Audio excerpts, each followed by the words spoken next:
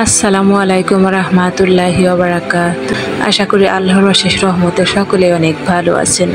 প্রিয় দর্শক, আজকের ভিডিওতে আলোচনা করতে যাচ্ছি আপনার বিয়ে হচ্ছে না বা আপনার বিয়ে হতে কেন দেরি হচ্ছে। কোরআন ও হাদিসের আলোক থেকে 5টি বিশেষ কারণ নিয়ে আজকের ভিডিওতে আমরা আলোচনা করতে যাচ্ছি। ভিডিওটি খুবই গুরুত্বপূর্ণ হতে যাচ্ছে, অবশ্যই স্কিপ না করে সম্পূর্ণ ভিডিওটি দেখবেন।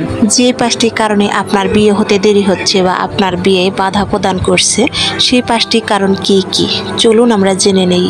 পবিত্র কোরআন সূরা আন-নূর আয়াত 24-এ আল্লাহ তাআলা বলেছেন, তোমাদের মধ্যে যারা অবিবাহিত আছে তাদেরকে তোমরা বিয়ে দিয়ে দাও। বিয়ে হচ্ছে ইসলামের গুরুত্বপূর্ণ একটি ইবাদত, অথচ অনেক মানুষ দীর্ঘদিন চেষ্টার পরেও বিয়ে করতে পারছে না। কেন এমন হয়? তাই আজ আমরা জানবো এমন 5টি কারণ যা আপনার অজান্তে আপনার বিয়ের পথে বাধা হয়ে দাঁড়িয়ে আছে। নাম্বার 1, আত্মবিশ্বাস ও নিজেকে ছোট করে দেখা। অনেকে মনে করেন আমি দেখতে সুন্দর না, আমার উচ্চতা কম, আমার চাকরি নেই, আমাকে কেউ চাইবে না। এই ধরনের নেতিবাচক বিশ্বাস আত্মবিশ্বাসকে ধ্বংস করে এবং অন্যের কাছে নিজেকে অযোগ্য মনে করায়। হাদিসে বলা হয়েছে, রাসূল সাল্লাল্লাহু আলাইহি ওয়াসাল্লাম বলেছেন, আল্লাহ তোমাদের চেহারা ও সম্পদ দেখেন না, বরং তিনি তোমাদের অন্তর ও কাজ দেখেন। মুসলিম হাদিস 2564। আত্মবিশ্বাসী আপনার আসল সৌন্দর্য। তাই প্রথমত আপনার মনকে ঠিক করুন, নিজেকে ঠিক করুন। নিজেকে আল্লাহর বান্দা হিসেবে সম্মান করতে শিখুন। আত্ম উন্নয়ন করুন, লেখাপড়া, পোশাক, আচরণ ইত্যাদি, এবং প্রতিনিয়ত দোয়া করুন, হে আমার প্রভু, তুমি যে কল্যাণ আমাকে দান করো, আমি তার মুখ্যভিক্ষী। নাম্বার 2, অতিরিক্ত চাহিদা ও পছন্দের সীমা না থাকে। নাম্বার 2, অতিরিক্ত চাহিদা ও পছন্দের সীমা না থাকা। অনেকে বলেন আমি শুধু ডাক্তার, ইঞ্জিনিয়ার চাই, সুন্দর না হলেও চলবে, উচ্চ বংশ চাই ইত্যাদি। বাস্তবতা হচ্ছে সবকিছু একসাথে পাওয়া কঠিন। অতিরিক্ত চাওয়া ইচ্ছে পূরণ বাধা দেয়। রাসূল সাল্লাল্লাহু আলাইহি ওয়াসাল্লাম বলেছেন, যদি কেউ তোমাদের কাছে বিয়ের প্রস্তাব দিয়ে যায়, যার দিন ও চরিত্রে সন্তুষ্ট হও, তবে তার সঙ্গে বিয়ে দাও। তিরমিজি হাদিস 1084। তাই আমাদেরকে যা করতে হবে, পছন্দ হোক তবে সীমিত ও বাস্তবসম্মত, দিনদার এবং চরিত্রবানকে অগ্রাধিকার দিন। নাম্বার 3, অদৃশ্য বাধা অর্থাৎ হাসাদ, জাদু, তকদির। অনেক সময় পরিবার চায়, প্রস্তাব আসে, সব ঠিকই হয়, কিন্তু শেষ মুহূর্তে ভেঙে যায়। এসবের পেছনে থাকতে পারে হাসাদ, হিংসা, বদনজর বা শয়তানের বাধা। পবিত্র কোরআনে আল্লাহ তাআলা বলেছেন, তোমরা আমার কাছে শয়তানের পানাহা থেকে আশ্রয় চাও, আমি আশ্রয় চাই হিংসুকের হিংসা থেকে। সূরা ফালাক।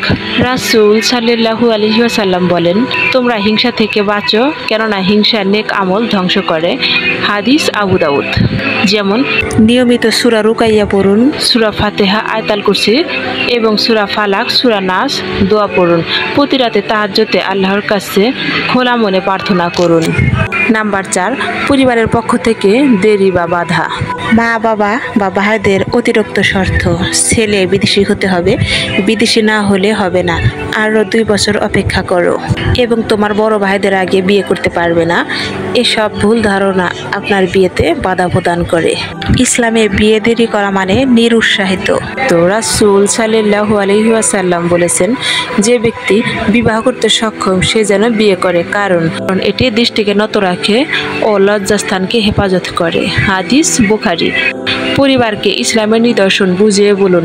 বোঝানোর জন্য বিশ্বস্ত আলেম বা বড় কারো সাহায্য নিতে পারেন। নিজের অবস্থান স্পষ্ট ও বিনয়ের সাথে প্রকাশ করুন। নাম্বার 5, আল্লাহর ইচ্ছা ও সময় এখনো আসেনি। কিছু মানুষ সব চেষ্টার পরেও বিয়ে করতে পারছে না, কারণ আল্লাহর লিখিত তকদির এখনো সময় হয়নি। পবিত্র কোরআনে আল্লাহ তাআলা বলেছেন, আমি প্রতিটি বিষয়ের জন্য একটি সময় নির্দিষ্ট অনুযায়ী স্থির করছি। সূরা আল কামার আয়াত 54। এ সময় আপনি কি করবেন? হতাশ হবেন না, বরং এ সময়কে আত্ম উন্নয়নের সুযোগ হিসেবে দেখুন। আপনি এখনো একা আছেন, হয়তো আল্লাহ আপনাকে তার সাথে সম্পর্ক করার জন্য সময় দিচ্ছেন। বেশি বেশি ইস্তেগফার, তাহাজ্জুদ, দোয়া করুন। নবী ইউনুস আলাইহিস সালামের দোয়া, লা ইলাহা ইল্লা আনতা সুবহানাকা ইন্নী কুনতু মিনাজ জালিমিন। সূরা আম্বিয়া আয়াত 21। এই দোয়াটি সংকটের সময় বেশি বেশি করে পড়ুন। নিশ্চয় আল্লাহ তাআলার সাহায্য অতি দ্রুত আসবে ইনশাআল্লাহ। আপনি যদি এখনো অবিবাহিত হন, জেনে নিন এটা আল্লাহর পরিকল্পনার একটি অংশ। আত্মবিশ্বাস রাখুন, নিজের চরিত্র গঠনে মনোযোগ দিন, আল্লাহর কাছে বারবার চেয়ে যান, তিনি সময় মতো সেই মানুষকে আপন করে দেবেন যাকে আপনি আপনার পাশে চেয়েছেন, হয়তো তার চেয়ে উত্তম। প্রিয় দর্শক, যদি এই 5টি বিষয় বোঝা ও সংশোধনের মাধ্যমে অনেকেই তাদের জীবনে ইতিবাচক পরিবর্তন এনেছে, তাই দয়া করে এগুলো শুধু শুনে যাবেন না, বরং জীবনে বাস্তবায়ন করুন। আজকের ভিডিওটি কেমন লাগলো কমেন্ট করে জানাবেন। ভিডিওটি ভালো লাগলে অনেক শেয়ার করবেন। তাই আজকের ভিডিওটি এ পর্যন্তই, দেখা হবে আবারও কোনো নতুন ভিডিও নিয়ে। সে পর্যন্ত সকলে ভালো থাকুন, সুস্থ থাকুন। আল্লাহ হাফেজ।